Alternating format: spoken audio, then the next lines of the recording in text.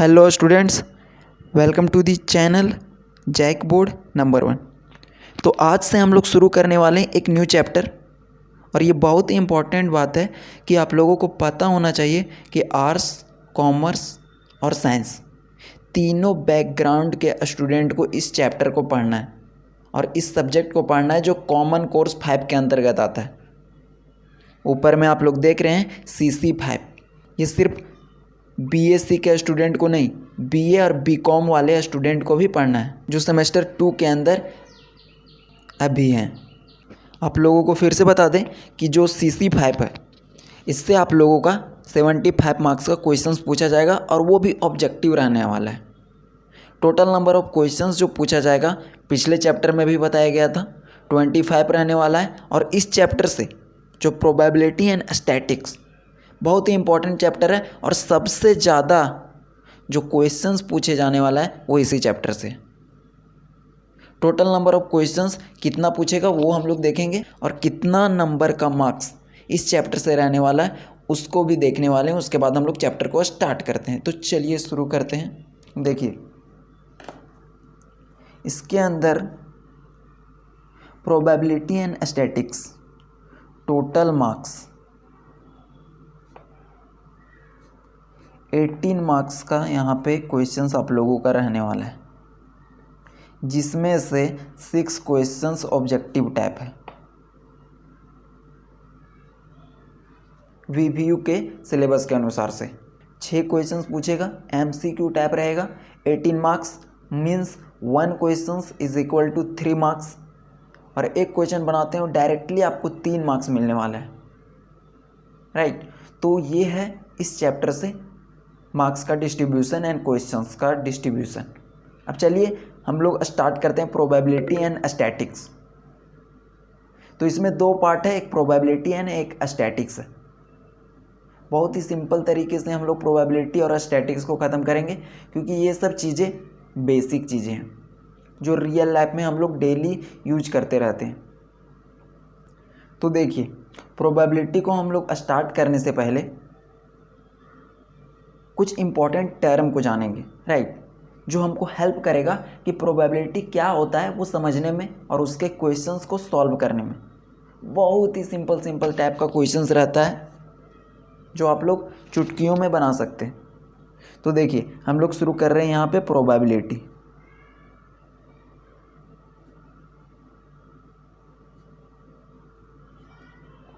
तो इसके अंदर हम लोग कुछ इम्पॉर्टेंट टर्म देखेंगे, कुछ वर्ड्स हैं जिसका हम लोग मीनिंग समझेंगे, राइट। तो सबसे पहला में लिखिएगा एक्सपेरिमेंट। एक्सपेरिमेंट जो आप लोग डेली करते रहते हो, एक्सपेरिमेंट जिसको और भी वर्ड में बोला जाए तो ट्रायल बोला जाता है। जैसे कोई चीज़ कोई ट्राई करता है। साइकिल चलाते समय जब साइकिल चलाने के लिए बच्चा अच्छे से जान जाता है तो वो हाथ छोड़ करके साइकिल चलाता है। तो वो क्या करता है, एक एक्सपेरिमेंट करता है, ट्राई करके देखता है कि हम साइकिल को हाथ छोड़ करके चला सकते हैं या नहीं।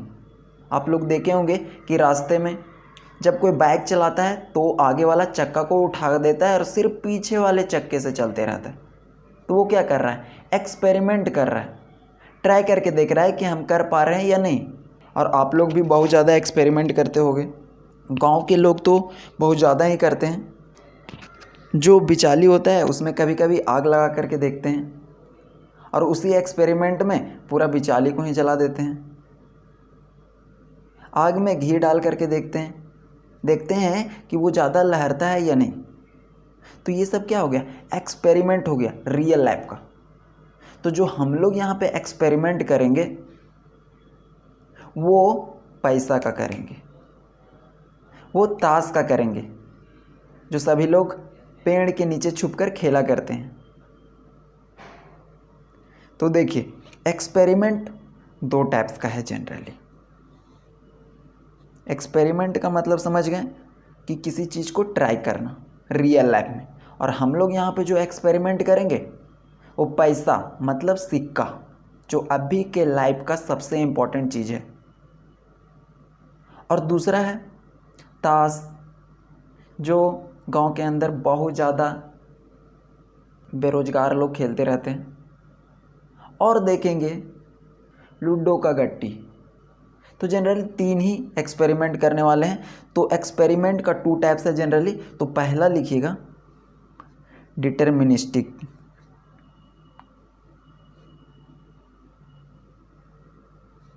डिटर्मिनिस्टिक एक्सपेरिमेंट, और दूसरा है रैंडम एक्सपेरिमेंट। ये बहुत ज़्यादा इम्पोर्टेंट है, रैंडम एक्सपेरिमेंट। तो first one is deterministic and second one is random experiment.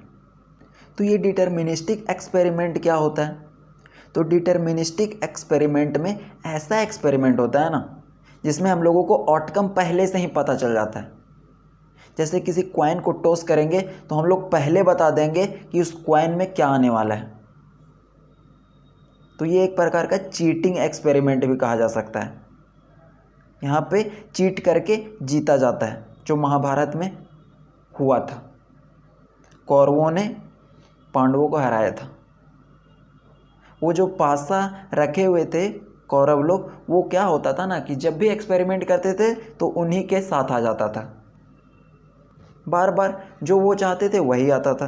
तो वो क्या होता है कि डिटर्मिनिस्टिक एक्सपेरिमेंट, ऐसा एक्सपेरिमेंट जिसमें आउटकम हम लोगों को पहले से पता हो। जैसे अगर कोई कॉइन ले लें, सिक्का ले लें और दोनों तरफ हेड हेड कर दें। अब जब भी हम टॉस करेंगे उसको तो हेड ही आएगा। तो इसमें आउटकम पहले से पता होता है। लेकिन रैंडम एक्सपेरिमेंट क्या होता है? ऐसा एक्सपेरिमेंट जिसमें आउटकम हम लोगों को तो पता होता है कि क्या क्या आ सकता है, लेकिन ये नहीं पता होगा कि क्या एग्जैक्ट आएगा। जैसे अगर यहाँ पे कॉइन को टॉस करते हैं तो यहाँ पे हेड आ सकता है या टेल आ सकता है। ये पता होगा कि कॉइन को टॉस करेंगे तो 2 ही आउटकम आएगा, लेकिन एग्जैक्ट नहीं बता सकते हैं कि क्या आएगा। और यहाँ पर अगर कोई कॉइन को टॉस करेंगे तो दोनों तरफ तो सेम रहेगा, क्योंकि वो बनवाया जाता है।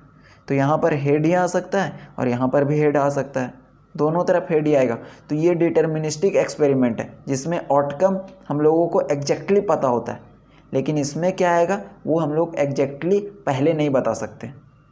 वही सिंपल सा है कि डिटर्मिनिस्टिक एक्सपेरिमेंट एक ऐसा एक्सपेरिमेंट है जिसमें हम लोगों को आउटकम पता होता है और इसमें आउटकम एग्जैक्ट नहीं पता होता है। तो इसका डेफिनेशन लिखते हैं। The first one is deterministic experiment. देखिएगा, तो लिखिए पहला डिटर्मिनिस्टिक,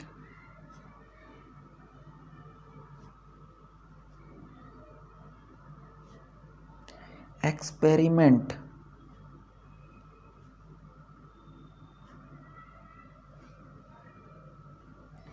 द एक्सपेरिमेंट, ऐसा experiment in which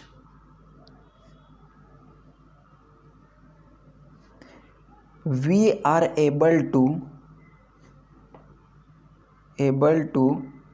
determine the, determine मतलब पता करना। the experiment in which we are able to determine the outcome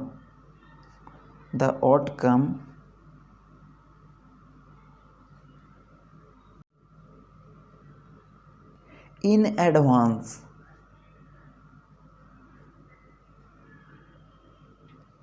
तो सिंपल सा मतलब है कि डिटर्मिनिस्टिक एक्सपेरिमेंट एक ऐसा एक्सपेरिमेंट है जिसमें हम लोगों को आउटकम पहले से पता होता है। सेकेंड देखते हैं रैंडम एक्सपेरिमेंट। इसमें आउटकम एग्जैक्ट क्या आएगा वो हम लोगों को पता नहीं होता है। तो second one is random experiment, random experiment.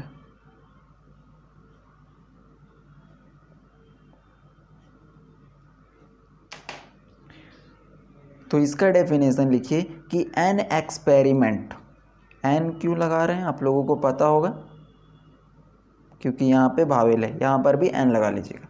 तो an experiment in which we are not able to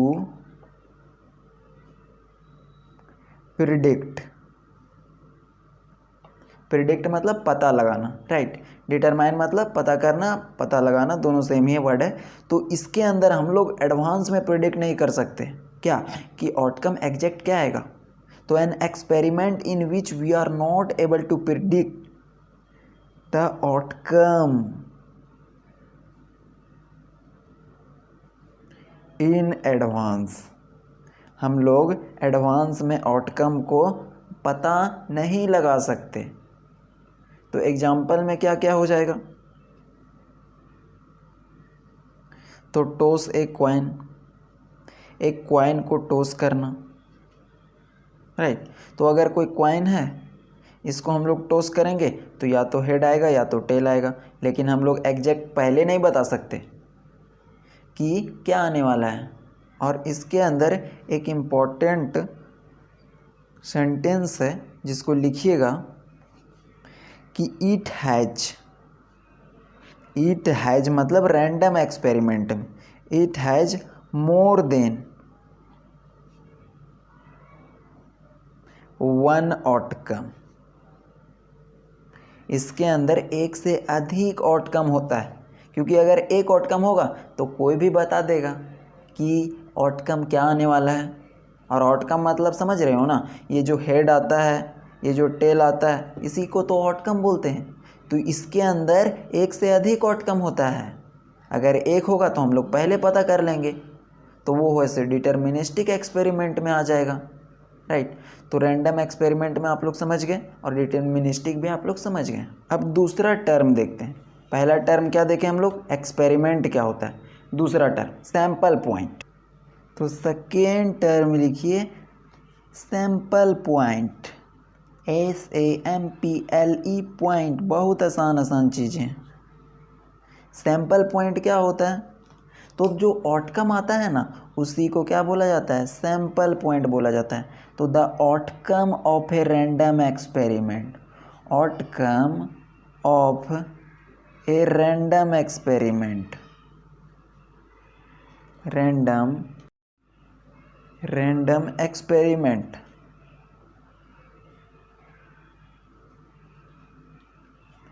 is called sample point.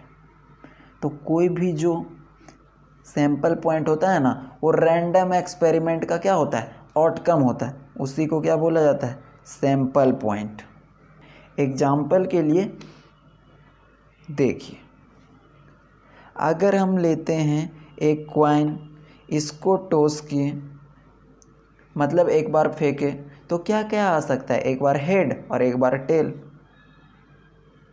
एक बार हेड आ सकता है और एक बार टेल आ सकता है। तो यही जो आने का पॉसिबिलिटी है ना, हेड या फिर टेल, इसी को बोला जाता है सैंपल पॉइंट। क्योंकि ये एक प्रकार का रैंडम एक्सपेरिमेंट था जिसमें आउटकम हम लोगों को पता नहीं था, तो वही बताया गया कि the outcome of a random experiment is called sample point. तो हेड यहाँ पे सैंपल पॉइंट है और टेल भी यहाँ पे सैंपल पॉइंट है। अब आता है सैंपल स्पेस, थर्ड टर्म। क्या है, सैंपल स्पेस, सब मिलता जुलता वर्ड है। सैंपल स्पेस, पॉइंट की जगह पे क्या लिखना है, स्पेस। तो जितना भी सैंपल पॉइंट आया है उसको कलेक्ट करके लिख देंगे, तो उसी को बोला जाता है क्या, सैंपल स्पेस। तो इसमें लिखिए the set of all the possible outcomes, the set of all the possible outcomes of a random experiment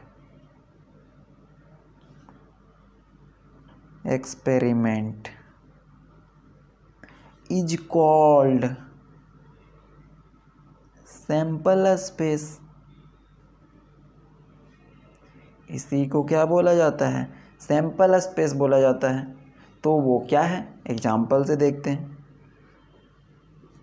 कि जितना भी सेट होगा ना आउटकम्स का, तो यहाँ पे एक कॉइन को टॉस किए तो आउटकम क्या क्या है, हेड और टेल, जिसको क्या बोला जाता है, सैंपल पॉइंट, या फिर इसी को बोल दें आउटकम, क्योंकि जो रिजल्ट आता है उसी को तो बोला जा रहा है सैंपल पॉइंट, या फिर इसको बोल लीजिए आउटकम, दोनों सेम ही है। तो अगर कॉइन को टॉस किए तो आया हेड और आया टेल, और इसी को हम लोग सेट के अंदर में लिख दे, और सेट लिखने के लिए जाना जाता है आप लोगों के लिए, हेड और टेल दोनों को क्या कर दिए, सेट में लिख दिए।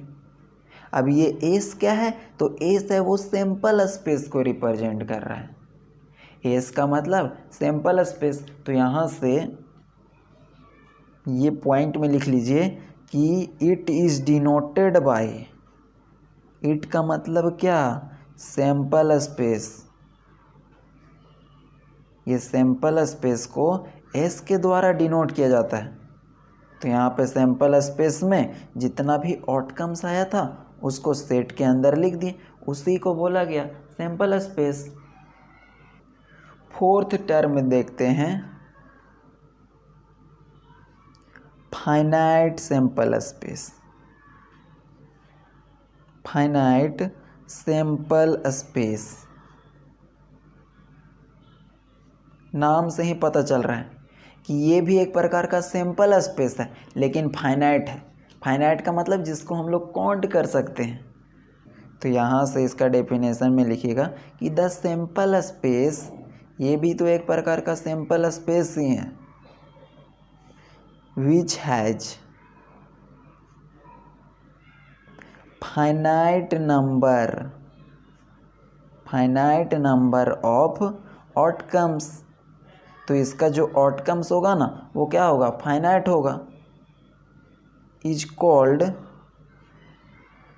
Finite sample space, finite sample space. As for example में देखते हैं, एग्जाम्पल टॉसिंग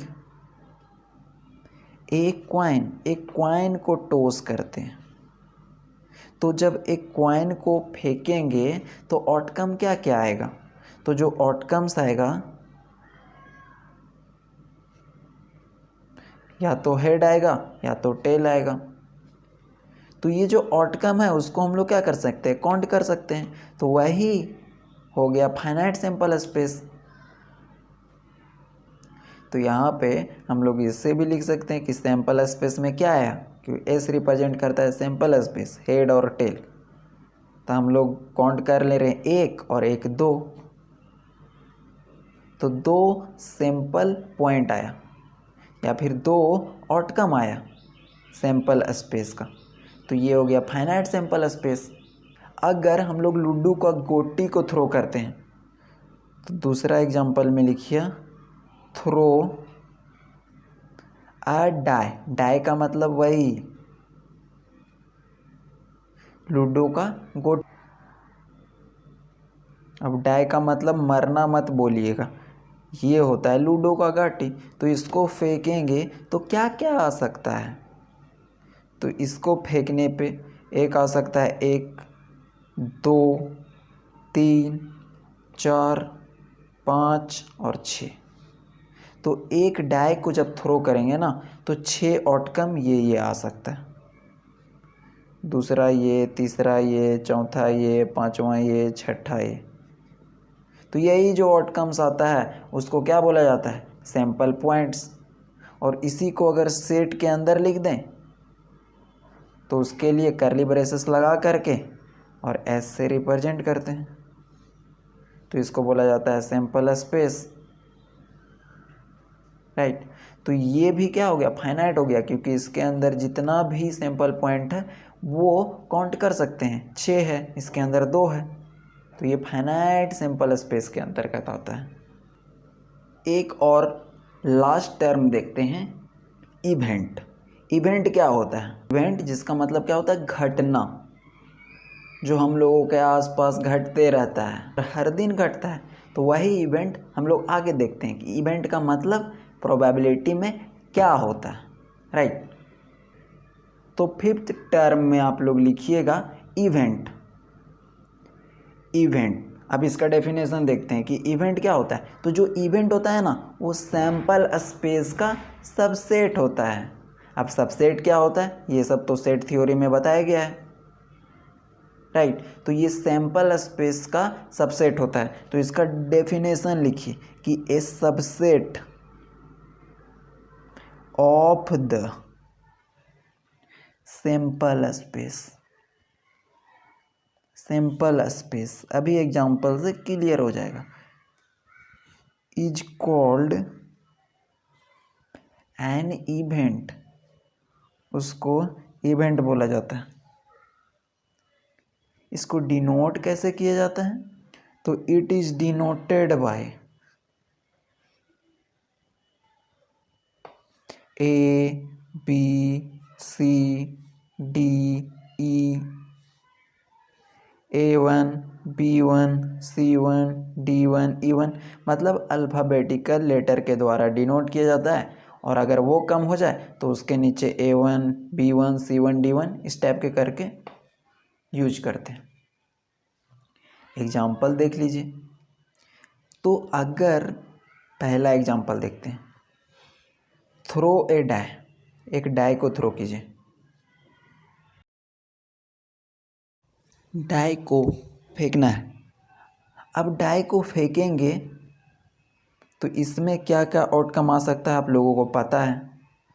तो टोटल 6 आउटकम आ सकता है। तो उसको हम लोग सैंपल स्पेस बोलते हैं, सभी आउटकम्स के।